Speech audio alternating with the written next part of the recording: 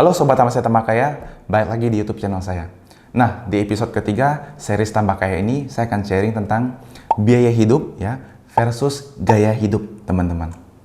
Nah, sebenarnya, mungkin teman-teman sudah pernah dengar juga ya, pas saya pernah ngobrol dengan Bro Putra di YouTube saya pernah cerita tentang sebenarnya biaya hidup itu tidak mahal, teman-teman. Tapi yang mahal itu adalah gaya hidup.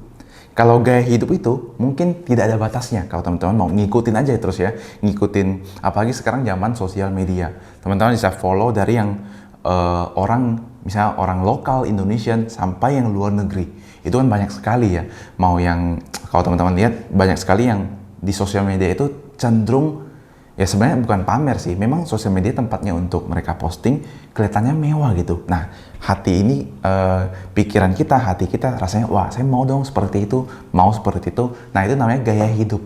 Itu nggak akan ada habisnya, nggak akan ada batasnya gitu. Karena teman-teman hanya mengikuti, bukan standar dari seorang kita sendiri gitu. Kalau kita sendiri mungkin kita, oh ini sudah cukup. Oke, ini sudah cukup gitu ya. Tapi kalau kita ngikutin orang, ya orang ada itu, kita pengen itu, ya akhirnya tidak akan ada habisnya gitu. Nah, di sini saya pengen cerita bahwa biaya hidup itu kan tidak mahal. Nah, kalau misalnya kita seorang karyawan nih, yang gajinya UMR, katakanlah sekarang kan UMR 4,5 juta ya, sekitar seperti itu ya. Nah, saya anggaplah 5 juta rupiah, teman-teman.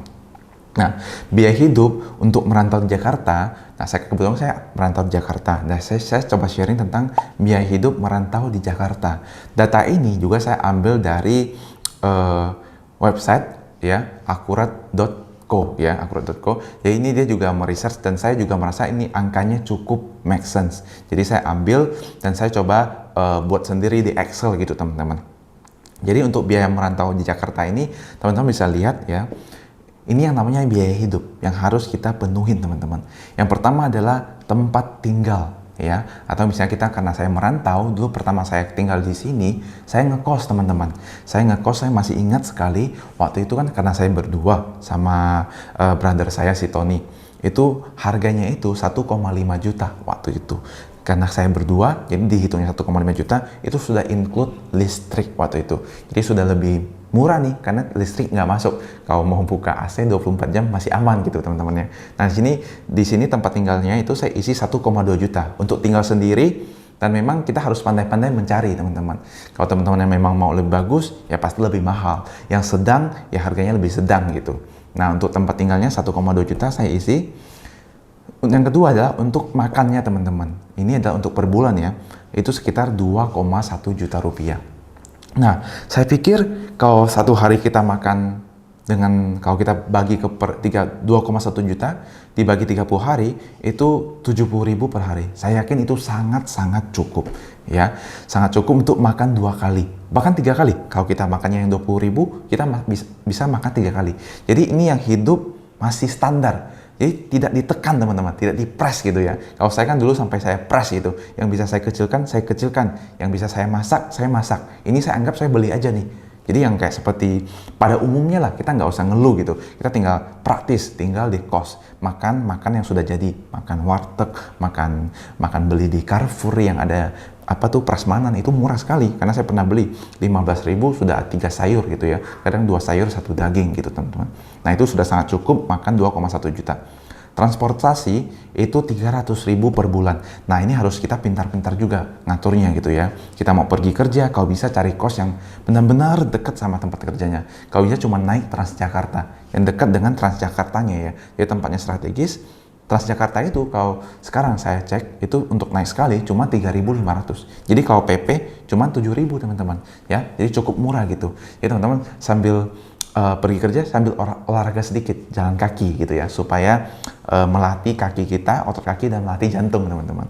Jadi tambah sehat, tambah kaya gitu ya. Nah, itu yang transportasi. Yang keempat adalah biaya lain-lain.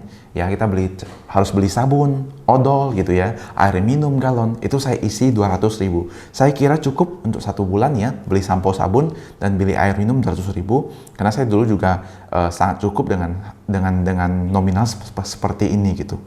Nah, kadang kan kita setelah itu ya anak muda pengen hangout, pengen ngopi, pengen entertain gitu ya. Saya sudah masukkan, kita pengen subscribe Netflix gitu ya, pengen hangout sekali-sekali, sebulan sekali atau 2 kali ngopi, boleh teman-teman. Saya sudah budgetkan 300.000 ya. Jadi untuk hiburan kita masukkan 300.000. Nah, next edukasi juga saya masukkan 300.000 ya, supaya kita bisa bertumbuh lebih baik. Kita beli buku ya, kita bisa beli online course gitu ya, banyak sekali, ada masterclass.com. Siapa tahu mau upgrade ilmunya supaya bisa lebih baik, karena ketika ilmu makin banyak, pengetahuan makin besar, pengalaman juga tambah baik, itu income kita juga bisa mengikuti teman-teman. Nah, setelah itu totalnya adalah 4,4 juta. Sedangkan saya tadi menulis gaji kita adalah 5 juta rupiah.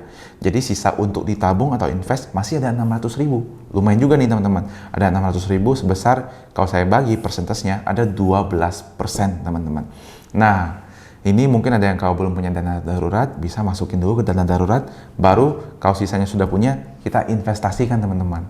Ini yang saya anggap sebagai biaya hidup, karena memenuhi kebutuhan sehari-hari. Memang ini yang kita butuhkan gitu teman-teman. Bukan hidup dengan gaya hidup yang mengikuti sosial media, era modern seperti sekarang gitu ya. Orang punya itu, kita harus punya itu. Nah, menurut saya itu bukan gitu. Karena itu bukan hidupnya kita, tapi kita hanya mengikuti gitu. Nah, mungkin ada orang yang mengkomplain bahwa ini tidak cukup. Wah, kayaknya biaya transportnya nggak cukup, biaya makannya tidak cukup Tom gitu ya. Atau hiburannya tidak cukup gitu. Nah, saya pengen cerita sedikit gitu. Saya pas kerja di Land S gitu ya, ada satu OB namanya Pak Suratman gitu. Saya tahu betul waktu itu gajinya bahkan belum mencapai UMR Jakarta. Ya, pas dia awal masuk, dia punya istri dan 2 anak, harus menyekolahkan anaknya gitu, dan tinggal di Jakarta, merantau, sewa kos. Tapi uangnya cukup buat dia kebutuhan sehari-hari, bisa kirim ke istrinya, bisa untuk biaya anaknya, bisa untuk ngontrak kos, bisa untuk makan sehari-hari. Nah, kenapa bisa teman-teman? Karena ya menurut saya ketika orang itu mau atau tidak mau untuk misalnya dapat 5 juta, ya kita jangan hidup di atas 5 juta. Kita press di bawah 5 juta teman-teman, supaya tidak boncos gitu. Supaya kita bisa tetap, ya sisanya kalau bisa ada untuk nabung atau untuk invest gitu. Nah, dari itu saya kembali lagi ke teman-teman semua. Mau nggak hidup yang kita sesuaikan dengan kebutuhan, bukan kita hedon gitu ya. Jadi bukan hidup dengan, wah ini saya tidak mau ini, saya tidak mau itu, akhirnya saya mau hiburannya lebih banyak gitu.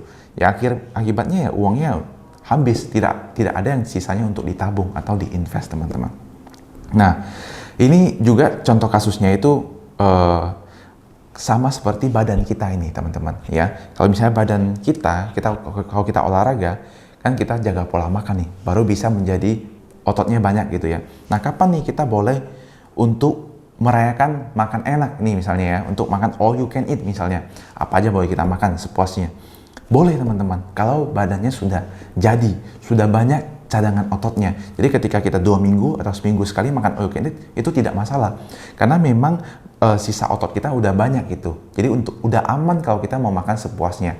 Tapi cuma boleh seminggu sekali atau 2 minggu sekali teman-teman. Sama seperti uang.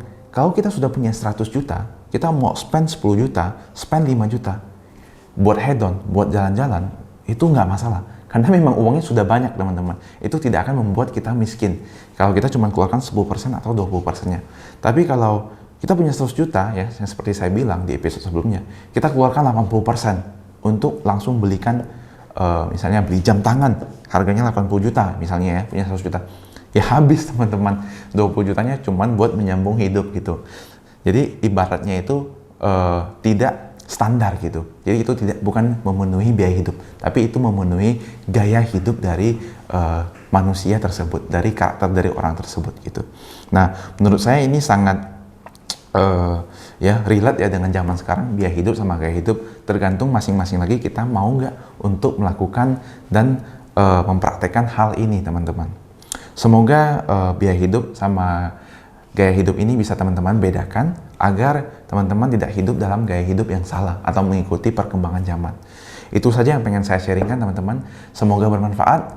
Jika bermanfaat jangan lupa tekan loncengnya dan subscribe atau sharing ke video ini ke grup WhatsApp teman-teman atau teman kerja lingkungan di sana gitu supaya bisa bertumbuh bersama.